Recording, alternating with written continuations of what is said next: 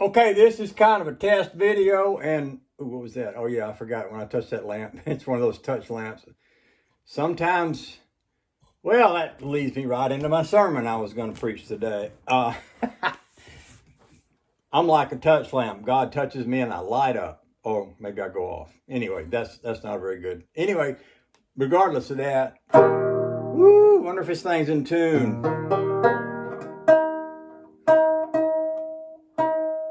Close enough. I said something in a video yesterday, but it's going to be the day. Well, actually, it'll still be yesterday tomorrow.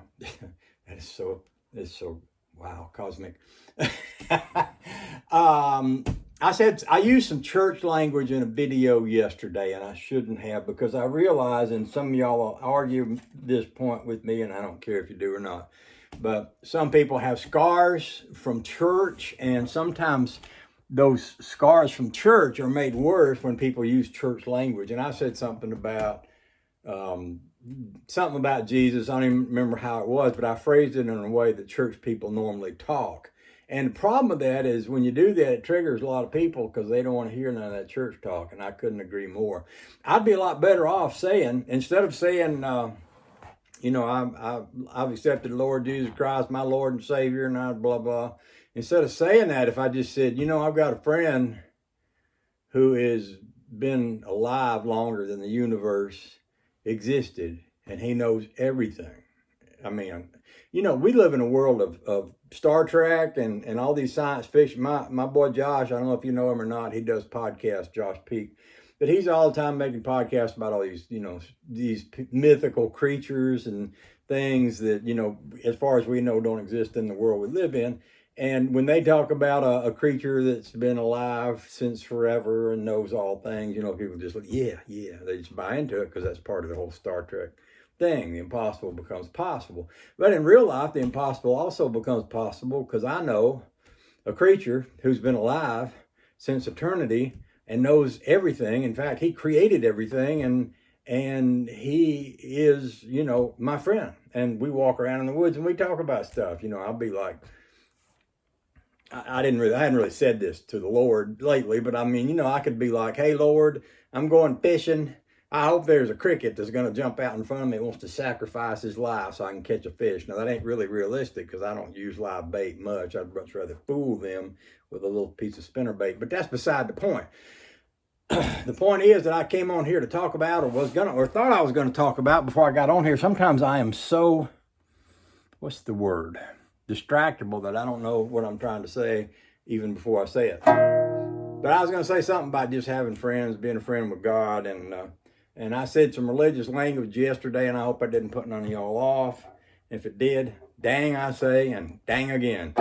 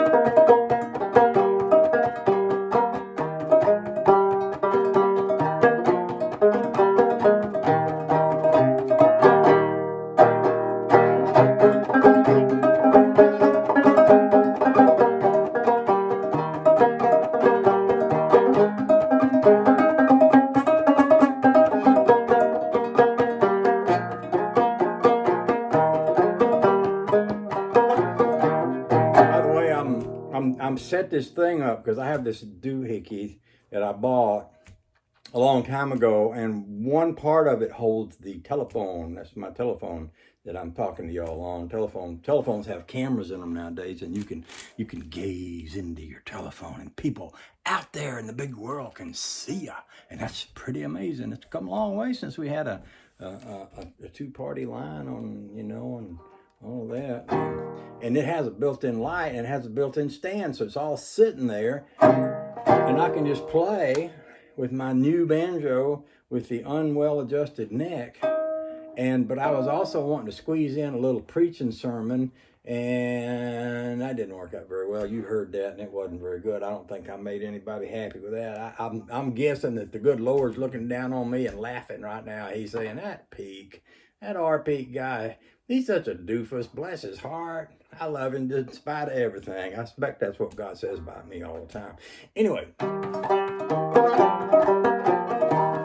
Oh, did I mention it's raining today? It was just a pouring down raining this morning. It was pouring down raining so much it flooded my garage out there, and I'm going to have to put some underground pipage in the ground or something and run the water somewhere else so it don't wind up being in the floor of my garage. But anyway, that's a whole other subject that I didn't really need to get onto. I'm just making this little video as a test. I'm testing out the camera holder and the light thing. In fact, I feel like Charlie's gone to the vet. I feel lost without him. You see me reaching over here looking for him every so often. That's because he's usually right here with me. See, I can adjust y'all. Don't you wish real life was like that, where you could just adjust your friends? I know a few people I could adjust. Ooh, they wouldn't like to hear me say it either. But, you know, I see that's the danger. You go adjusting your friends, the next thing you know, somebody's going over a cliff. I tell you. So, I just almost accidentally dialed 911 because I was playing with my telephone, because I was talking about my telephone and the camera. I'm afraid to touch it now. I think I did something. Boy, there's so much I don't know about this phone. I hope the police don't show up. That's all I can say.